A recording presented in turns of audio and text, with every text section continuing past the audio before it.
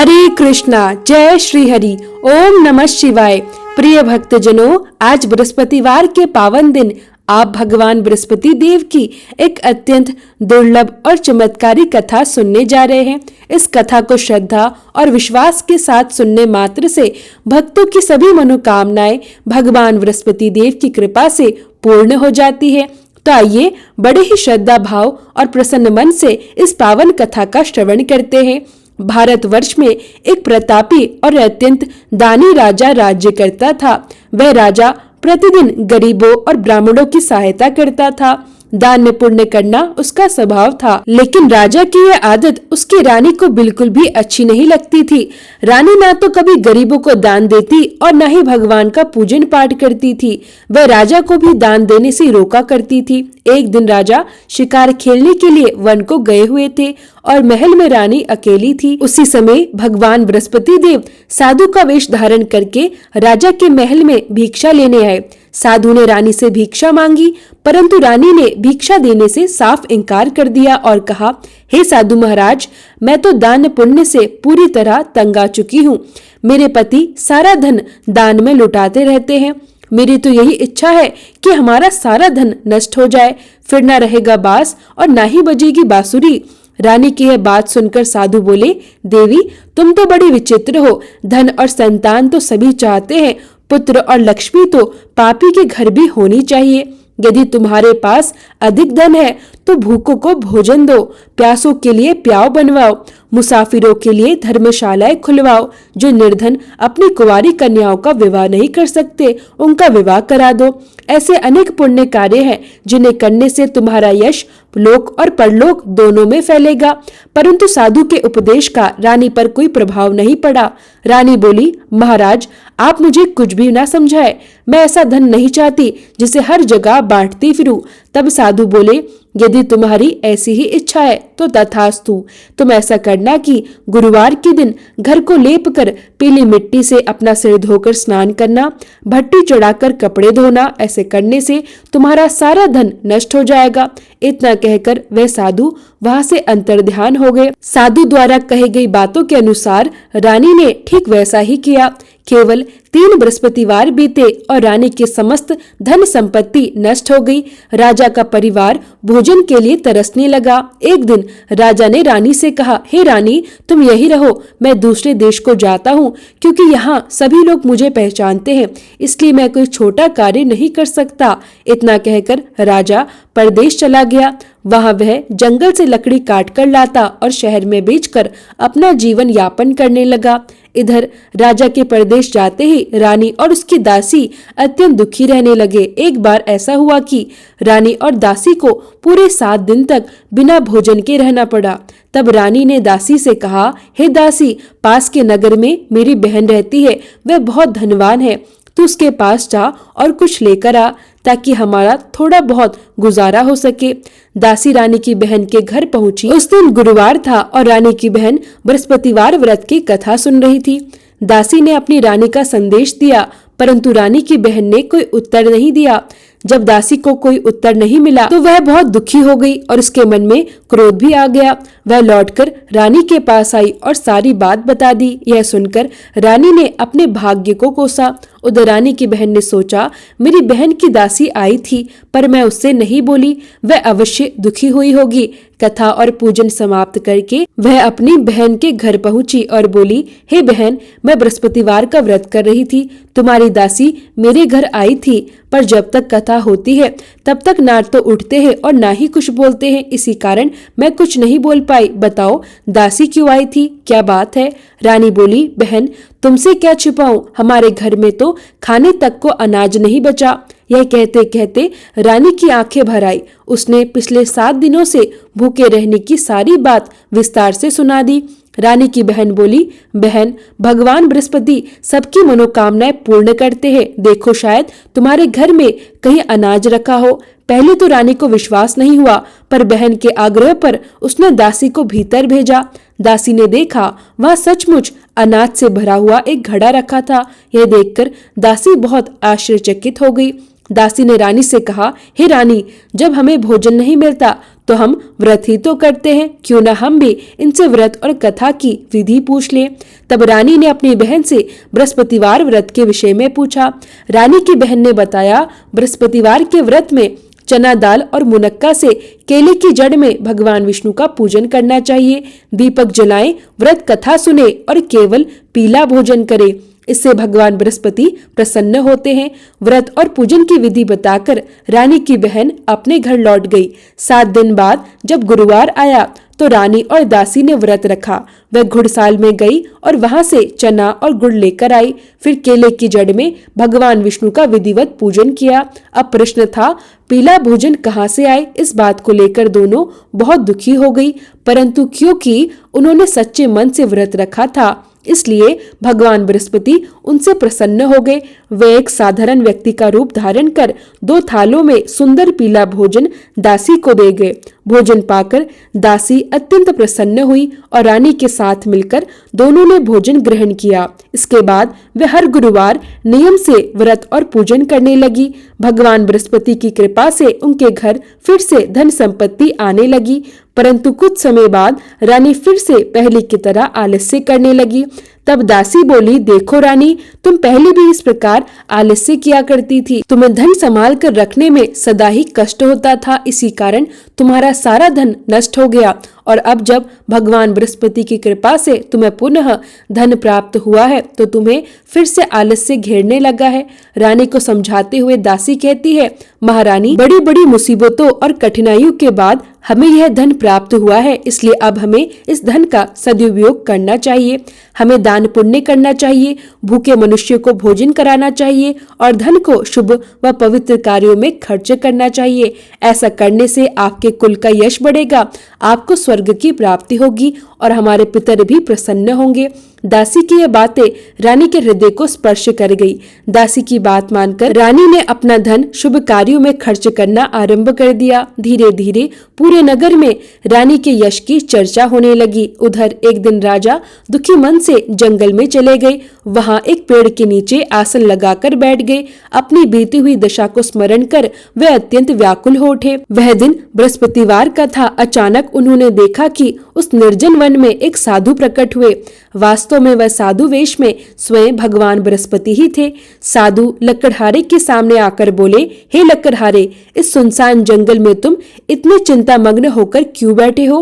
लकड़हारे ने दोनों हाथ जोड़कर साधु को प्रणाम किया और कहा, महात्मा जी, आप तो सब कुछ जानते हैं, मैं क्या कहूँ? इतना कहकर वह रोने लगा और साधु को अपनी पूरी आत्मकथा सुना दी। तब महात्मा जी बोले, तुम्हारी स्त्री ने बृहस्पतिवार के दिन भगवान बृहस्पति का निरादर किया था, इसी कारण रुष्ट होकर उन्होंने तुम्हारी यह दशा कर दी। अब तुम चिंता छोड़ दो और मेरे कहे अनुसार चलो, तुम्हारे सारे कष्ट दूर हो जाएंगे और भगवान पहले से भी अधिक धन तुम्हें प्रदान करेंगे। महात्मा जी ने आगे कहा, तुम हर बृहस्पतिवार भगवान बृहस्पति की कथा किया करो। 2 पैसे के चने और मुनक्का लाकर उसका प्रसाद बनाओ। शुद्ध जल से लोटे में शक्कर मिलाकर अमृत तैयार करो। कथा के पश्चात अपने पूरे परिवार और कथा सुनने वाले सभी प्रेमियों में अमृत और प्रसाद बांटो और स्वयं भी ग्रहण करो। ऐसा करने से भगवान बृहस्पति तुम्हारी सभी मनोकामनाएं पूर्ण करेंगे। साधु के ये वचन सुनकर लकड़हारा बोला, हे प्रभु, मुझे लकड़ी बेचकर इतना धन नहीं मिलता कि भोजन के बाद कुछ बचा सकूं। मैंने रात में अपनी स्त्री को व्याकुल देखा है। मेरे पास कुछ भी नहीं है जिससे मैं उसकी सुध ले सकूं, और फिर मैं भगवान बृहस्पति की कथा कैसे करूं? मुझे तो इसके बारे में कुछ भी ज्ञात नहीं है। तब साधु ने कहा, हे लकड़हारे, तुम किसी भी बात की चिंता मत करो। बृहस्पतिवार के दिन तुम रोज की तरह लकड़ियां लेकर नगर जाना। आज तुम्हें प्रतिदिन से 2 गुना धन अधिक प्राप्त होगा। उस धन से तुम अच्छे से भोजन भी कर सकोगे और भगवान बृहस्पति की पूजा का सारा सामान भी आ जाएगा। इसके बाद साधु बोले, अब मैं तुम्हें भगवान बृहस्पति की कथा सुनाता हूँ, तुम ध्यान पूर्वक सुनो। प्राचीन काल में एक ब्राह्मण रहता था। वह बहुत ही निर्धन था और उसकी कोई संतान नहीं थी। उसकी पत्नी अत्यंत मलिनता से रहती थी। वह ना तो स्नान करती और न ही किसी देवी देवता का पूजन। इस कारण ब्राह्मण देवता अत्यंत दुखी रहते थे। वह उसे बहुत समझाते, परंतु उसका कोई प्रभाव नहीं पड़ता। भगवान की कृपा से उस ब्राह्मण की पत्नी ने एक कन्या रूपी रत्न को जन्म दिया। कन्या बड़ी होने पर प्रतिदिन प्रातः स्नान करती, भगवान विष्णु का जाप करती और बृहस्पतिवार का व्रत रखने लगी। पूजन पाठ समाप्त कर वह विद्यालय जाती और अपनी मुट्ठी में जौ भरकर ले जाती। पाठशाला के मार्ग में वह जौ बिखेरती हुई जाती। वह जौ स्वर्ण में परिवर्तित हो जाते और लौटते समय वह उन्हें बिनकर घर ले आती। एक दिन वह कन्या सोने की जौ को सूप में फटक कर साफ कर रही थी। तभी उसके पिता ने यह देख लिया। उन्होंने कहा, हे बेटी, सोने की जौ के लिए सोने का सूप होना चाहिए। दूसरे दिन बृहस्पतिवार था। कन्या ने व्रत रखा और भगवान बृहस्पति से प्रार्थना की, यदि मैंने सच्चे मन से आपकी पूजा की है तो मुझे सोने का सूप प्रदान कीजिए। भगवान बृहस्पति ने उसकी प्रार्थना स्वीकार कर ली। जब वह कन्या घर लौटी तो उसे सोने का सूप प्राप्त हुआ। वह उसमें जौ साफ करने लगी, किंतु उसकी माँ का स्वभाव पहले जैसा ही रहा। एक दिन उसकी नगर का राजपुत्र उस मार्ग से होकर निकला। कन्या के रूप और उसके कार्य को देखकर वह मोहित हो गया। घर लौटकर उसने अन्न जल त्याग दिया और उदास होकर लेट गया।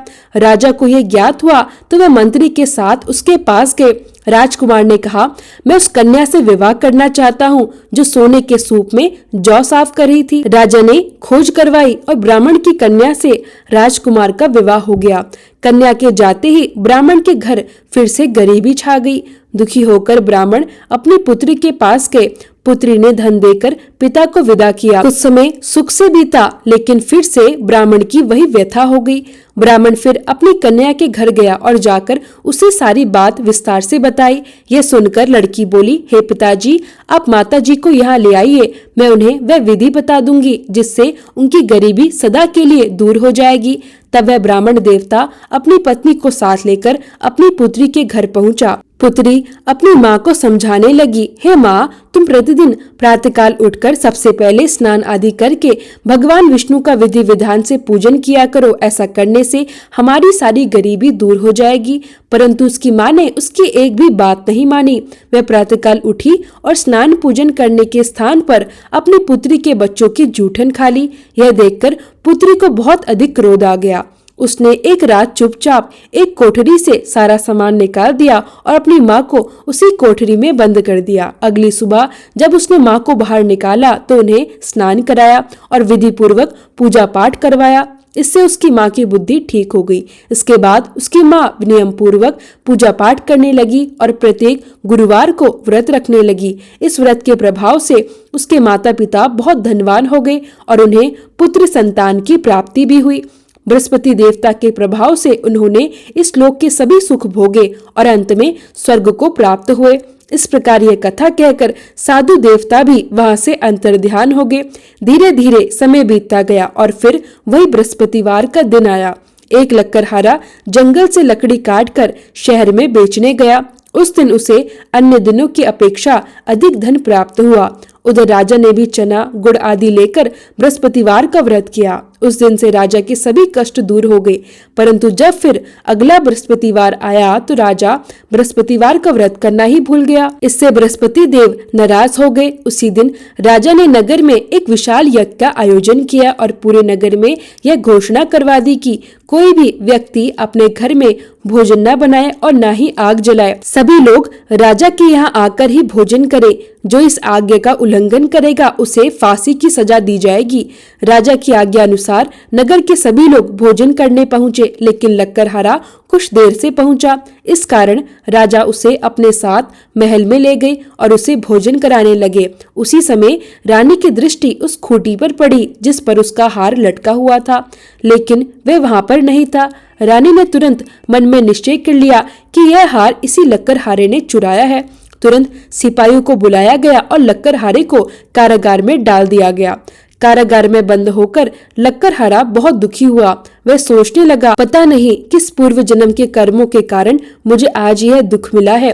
वह उसी साधु को याद करने लगा जो उसे जंगल में मिला था। तुरंत ही बृहस्पति देव साधु के रूप में प्रकट हुए और उसकी दशा देखकर बोले, अरे मूर्ख, तूने बृहस्पति देव की कथा नहीं की, इसी कारण तुझे यह दुख मिला है। अब चिंता मत कर, बृहस्पतिवार के दिन तुझे कारागार के द्वार पर 4 पैसे मिलेंगे, उनसे बृहस्पति देव की पूजा करना, तेरी सभी कष्ट दूर हो जाएंगे।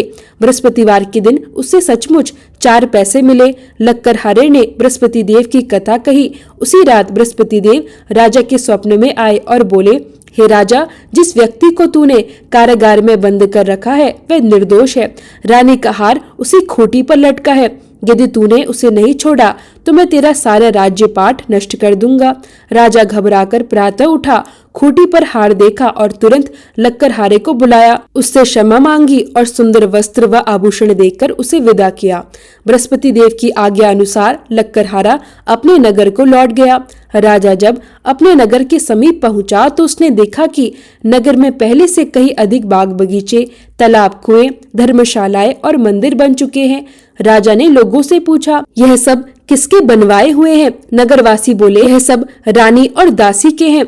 यह सुनकर राजा को आश्चर्य भी हुआ और क्रोध भी आया। रानी को राजा के आने का समाचार मिला तो उसने दासी से कहा, हे दासी, राजा ने हमें बहुत बुरी हालत में छोड़ा था। मेरी यह दशा देखकर कहीं वह फिर से लौट न जाए, इसलिए तू दरवाजे पर खड़ी रहना। राजा आया और रानी को अपने साथ लेकर अंदर पहुंचा। राजा ने क्रोधित होकर पूछा, यह सारा धन तुम्हें कैसे मिला? रानी बोली, यह सब हमें बृहस्पति देव के व्रत के प्रभाव से प्राप्त हुआ है। यह सुनकर राजा ने निश्चय किया कि अब से वह प्रतिदिन दिन में 3 बार कथा कहेगा और रोज व्रत करेगा। राजा के दुपट्टे में हमेशा चने की दाल बंधी रहती और वह दिन में 3 बार कथा कहता। एक दिन राजा ने अपनी बहन के घर जाने का निश्चय किया और घोड़े पर सवार होकर निकल पड़ा। मार्ग में उसने देखा कि कुछ लोग एक मुर्दे को लेकर जा रहे थे। राजा ने कहा, भाइयों, मेरी बृहस्पति देव की कथा सुन लो। वे बोले, हमारा आदमी मर गया है और तुम्हें कथा की पड़ी है।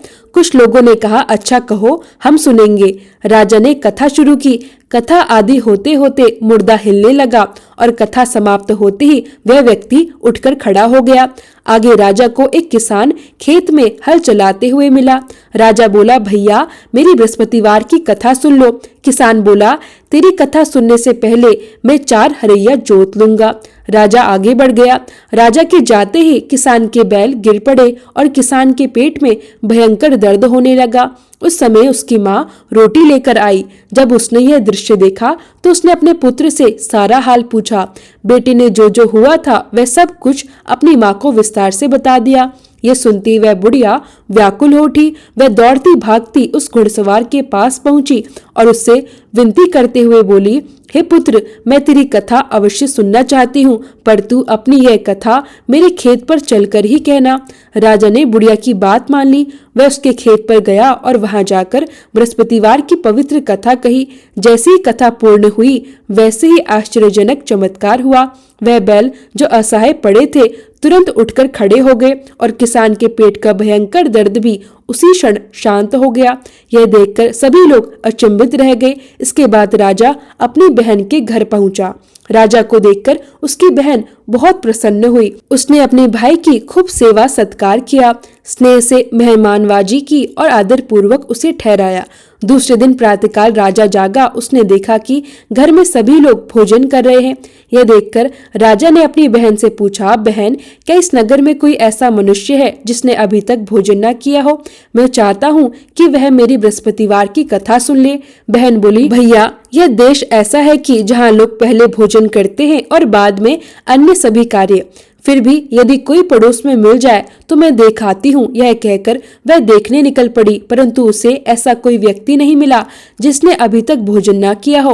अंत में वह कुम्हार के घर पहुंची। वहां उसने देखा कि कुम्हार का लड़का गंभीर रूप से बीमार था। जांच पड़ताल करने पर उसे ज्ञात हुआ कि उनके घर में 3 दिनों से किसी ने भोजन तक नहीं किया। रानी ने कुम्हार से आग्रह किया कि वह अपने भाई से बृहस्पतिवार की कथा सुने। कुम्हार तैयार हो गया। राजा वहां पहुंचा और पूरे विधि विधान से बृहस्पतिवार की पावन कथा सुनाई। जैसे ही कथा पूर्ण हुई वैसे ही ईश्वर की कृपा से कुम्हार का बीमार पुत्र पूर्ण रूप से स्वस्थ हो गया। यह चमत्कार देखकर चारों ओर राजा की प्रशंसा होने लगी। लोग बृहस्पति देव की महिमा का गुणगान करने लगे। एक दिन राजा ने अपनी बहन से कहा, हे बहन, अब हम अपने नगर लौटना चाहते हैं, तुम भी हमारे साथ चलने की तैयारी करो। बहन ने जब यह बात अपनी सास से कही तो सास ने कहा, हाँ हाँ तू जा सकती है, पर अपने बच्चों को साथ मत ले जाना, क्योंकि तेरे भाई की कोई संतान नहीं है। यह सुनकर बहन ने अपने भाई से कहा, हे भैया, मैं तो चलूंगी, पर मेरे साथ मेरे कोई बच्चे नहीं आएंगे। यह सुनकर राजा अत्यंत दुखी हुआ और बोला, जब कोई बालक नहीं चलेगा तो तुम ही क्या करोगी। इस प्रकार बड़े दुखी मन से राजा अपने नगर लौटकर आ गया। राजा ने अपने महल पहुंचकर रानी से कहा, हम तो निर्वंशी है, अब हमारा मुंह देखने का भी धर्म नहीं रहा, हमने आज तक ठीक से भोजन भी नहीं किया है। रानी ने राजा को संतावना देते हुए कहा, हे प्रभु, बृहस्पति देव ने हमें इतना सब कुछ दिया है, वे हमें संतान का सुख भी अवश्य देंगे। उसी रात बृहस्पति देव ने स्वप्न में राजा को दर्शन दिए और कहा, हे राजा, उठो, सभी चिंता त्याग दो, तेरी रानी गर्भवती है। यह सुनकर राजा को अपार आनंद हुआ। समय पूर्ण होने पर 9वें महीने में रानी ने एक अत्यंत सुंदर पुत्र को जन्म दिया। तब राजा ने रानी से कहा, हे रानी, स्त्री बिना भोजन के रह सकती है, पर बिना कहे नहीं रह सकती। जब मेरी बहन आए तो तुम उससे कुछ भी मत कहना। रानी ने यह बात सुनकर स्वीकृति में सिर हिला दिया। जब राजा की बहन को यह शुभ समाचार मिला तो वह बहुत प्रसन्न हुई। वह बधाइयां लेकर अपने भाई के घर पहुंची। तभी रानी ने व्यंग्य करते हुए कहा, घोड़े पर चढ़कर तो नहीं आई है, गधे पर चढ़कर आई है। यह सुनकर राजा की बहन मुस्कुराई और बोली, भाभी, यदि मैं ऐसा ना कहती तो तुम्हें यह संतान कैसे मिलती। बृहस्पति देव ऐसे ही हैं, जैसी जैसी कामनाएं मनुष्य के मन में होती है, वैसे वैसे ही वह पूर्ण करते हैं। जो मनुष्य श्रद्धा और सद्भावना से बृहस्पतिवार का व्रत करता है, कथा पढ़ता है, सुनता है और दूसरों को सुनाता है, बृहस्पति देव उसकी सभी मनोकामनाएं पूर्ण करते हैं। बृहस्पति देव सदैव अपने भक्तों की रक्षा करते हैं। जो संसार में सच्चे हृदय और शुभ भावना से बृहस्पति देव का पूजन करता है, उसकी सभी इच्छाएं उसी प्रकार पूर्ण होती हैं जैसे राजा और रानी की हुई। इसलिए मनुष्य को चाहिए कि हृदय से उनका स्मरण करे और प्रेम से जयकारा लगाए। तो प्रेम से बोलिए, बृहस्पति देव की जय हो, विष्णु भगवान की जय हो, समस्त देवी देवताओं की जय हो। अब सुनिए बृहस्पति देव की आरती। ओम जय बृहस्पति देवा, स्वामी जय बृहस्पति देवा, छिन्न छिन्न भोग लगाऊं, कदली फल मेवा। ओम जय बृहस्पति देवा, तुम पूर्ण परमात्मा, तुम अंतर्यामी, जगत पिता जगदीश्वर, तुम सबके स्वामी। ओम जय बृहस्पति देवा, चरणामृत निज निर्मल, सब पातक हरता, सकल मनोरथ दायक, कृपा करो भरता। ओम जय बृहस्पति देवा, तन मन धन अर्पण कर, जो जन शरण पड़े, प्रभु प्रकट तब होकर, आकर द्वार खड़े। ओम जय बृहस्पति देवा, दीन दयाल दयानिधि, भक्तन हितकारी, पाप दोष सब हरता, भव बंधन हारी। ओम जय बृहस्पति देवा, सकल मनोरथ दायक, सब संशय हारो, विषय विकार मिटाओ, संतन सुखकारी। ओम जय बृहस्पति देवा, जो कोई आरती तेरी प्रेम सहित गावे, जेठानंद आनंद कर, सो निश्चय पावे। ओम जय बृहस्पति देवा, प्रभु जय बृहस्पति देवा। यदि आपको आज की कथा और आरती पसंद आई हो तो कृपया वीडियो को लाइक करें, शेयर करें, कमेंट में बृहस्पति देव की जय जरूर लिखें और चैनल को सब्सक्राइब भी करें। साथ ही हमारे चैनल पर फाल्गुन मास महात्म्य की पौराणिक कथाएं अवश्य सुने। एक बार फिर से प्रेम से बोलिए, भगवान बृहस्पति देवता की जय।